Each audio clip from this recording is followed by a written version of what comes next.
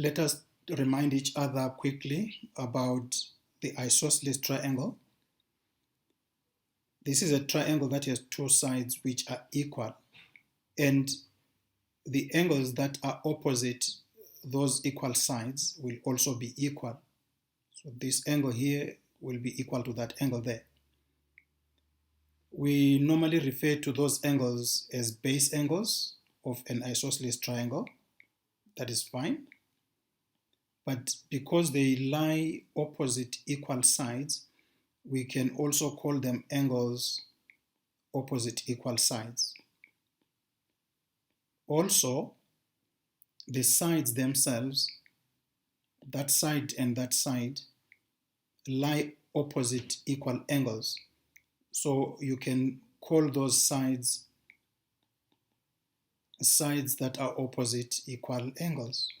Another reminder quickly about the exterior angle of a triangle. There are three interior angles in a triangle. I'll call them A, B, and C. So these are called the interior angles. We know that when we add these three up, we will get 180 degrees. But I have formed another angle here. I would like to call that one D. That angle D there is called the exterior angle.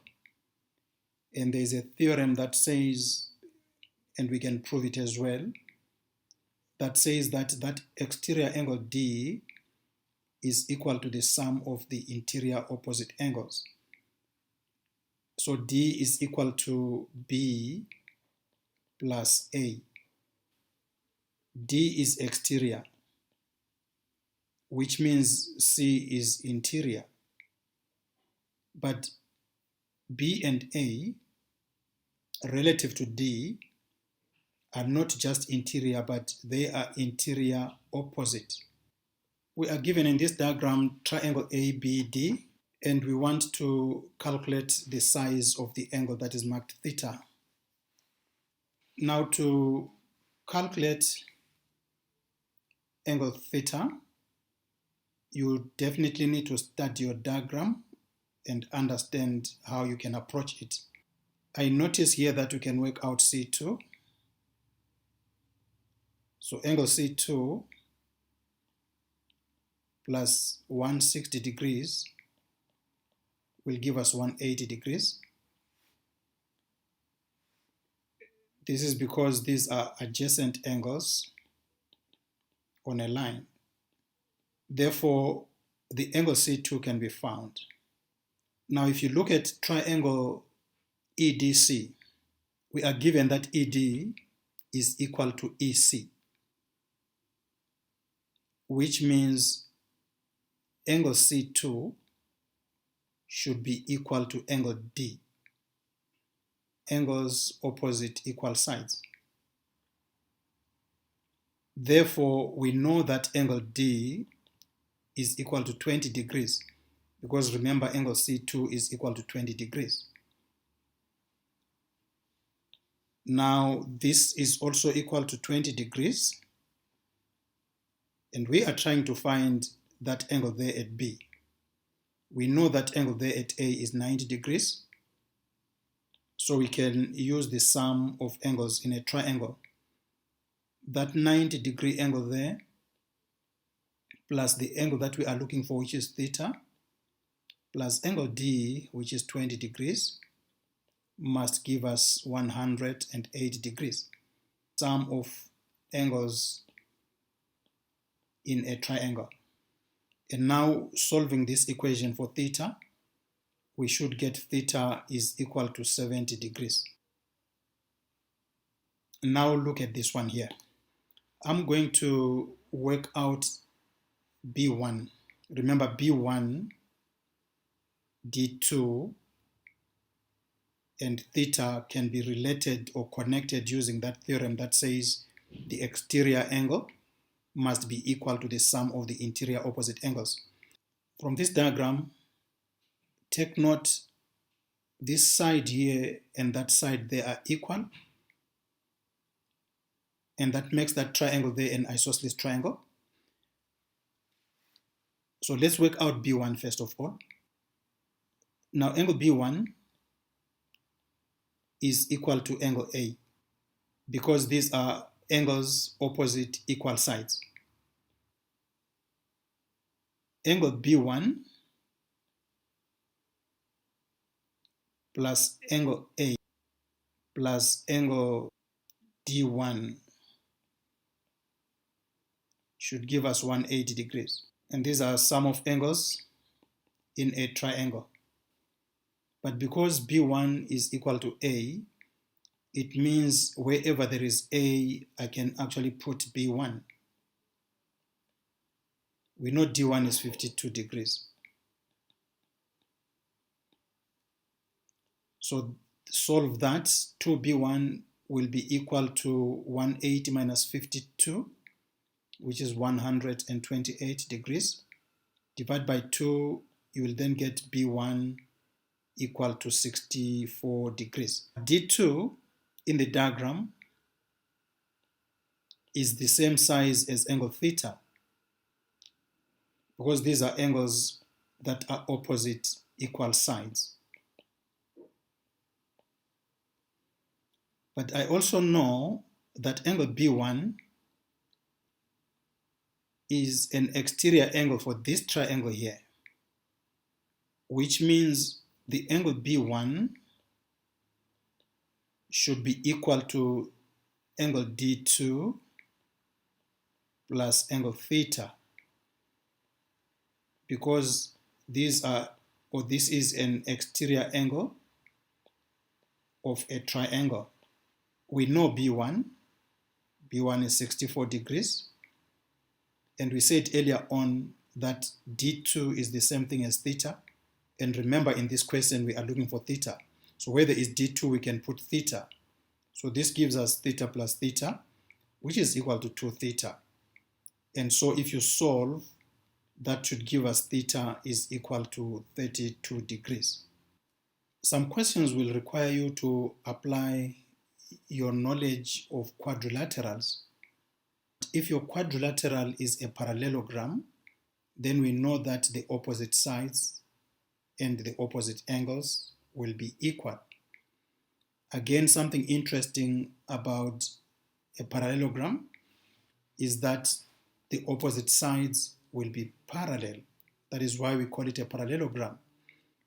In this question, we are told that PQST is a rectangle. Always remember what you are given. Remember, a rectangle must have right angles. And so we know that x plus 50 should give us 90 degrees. Angles of a rectangle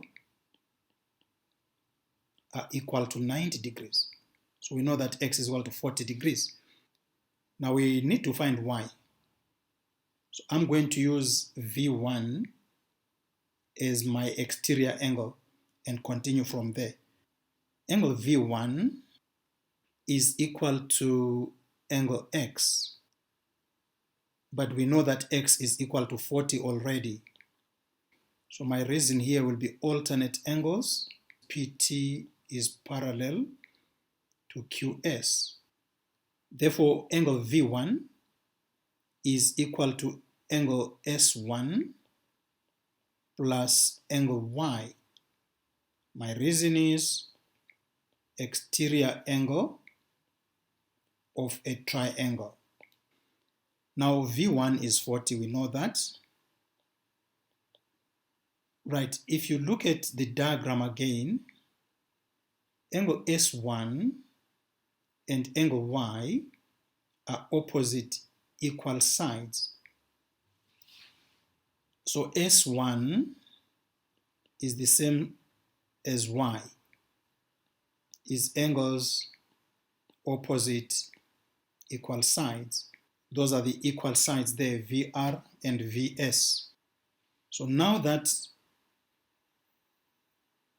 Y is the same as S1, it means we can go back to this here and rewrite it, but instead of writing S1, we can write Y, because remember we are trying to find Y. So this becomes y plus y, which gives us 40 is equal to 2y. Therefore, y will be equal to 20 degrees. And this one here, it says ACDE is a kite. Then ABGF is a square. Now let's answer question 1. What will be the length of line AE? AE should be the same length as AC, which means AE is 12 centimeters. And the reason it will be enough to say sides of a kite, or you could say adjacent sides of a kite are equal. GF, we know that this is a square, and AB there is equal to 6. You see that that will be 6 and that will be 6. So GF is equal to 6, and your reason will be opposite sides of a square. Right, then number 3, we want now the size of angle C1 and angle C2. What we know straight away is that angle C1 plus angle C2 is equal to 96 degrees. That is given. So angle A will be 90 degrees. Angles in a square are right angles. The side AC is the same length as the side AE. If I take the 90 degrees that is there and I add C1 and I add E1, I should get 180 degrees because of sum of angles in a triangle. But angle C1 is the same as angle E1. Okay, remember that that's an isosceles triangle there we are talking about. And these are angles opposite equal sides. The equal sides are AC and AE. AC is equal to AE. So now because of that, we have 90 degrees plus C1 plus E1. I'm adding those angles there, plus E1, but E1 is the same thing as C1. So I'll say C1 because I'm trying to find C1 here. So all this is equal to 180 degrees. If you solve this equation, you will get C1. Rearrange and solve.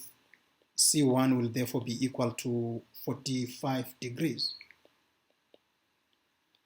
And therefore, C2 should be 96 minus 45, which is equal to 51 degrees.